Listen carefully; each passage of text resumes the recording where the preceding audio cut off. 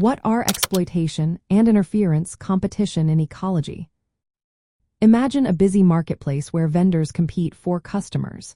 Some do it by offering better products, while others try to block competitors from the stall. Nature's competition works in similar ways, especially within ecosystems and biomes.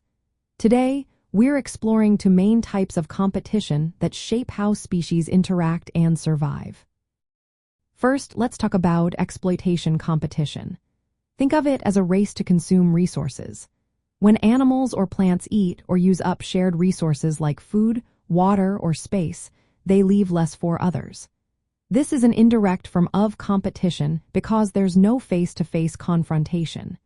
Instead, one species reduces the resource's availability, making it harder for others to thrive. For example, if several herbivores feed on the same plants, the more they eat, the fewer plants remains for the next animal. This kind of competition depends heavily on how much resource is available and is often called scramble competition because everyone is scrambling for the limited supply.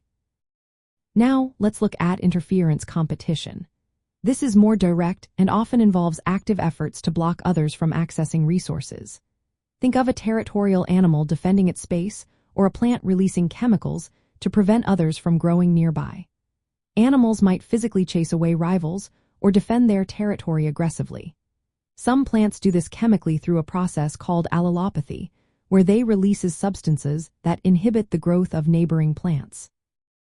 This type of competition doesn't rely on how many resources are around but on one organism's ability to control or defend access to those resources.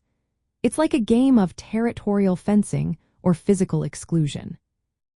Both types of competition can happen within the same species or between different species. Sometimes, species compete in both ways at different times or in different places. Over time, intense competition can lead to one species outcompeting and replacing another, a process called competitive exclusion. This helps shape which species coexist in an ecosystem and how populations grow or shrink. Understanding these two forms of competition helps us see how species adapt and how ecosystems stay balanced.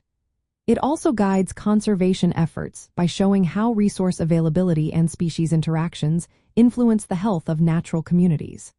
So, whether animals are fighting over territory or quietly consuming shared resources, competition is a key driver in the natural world.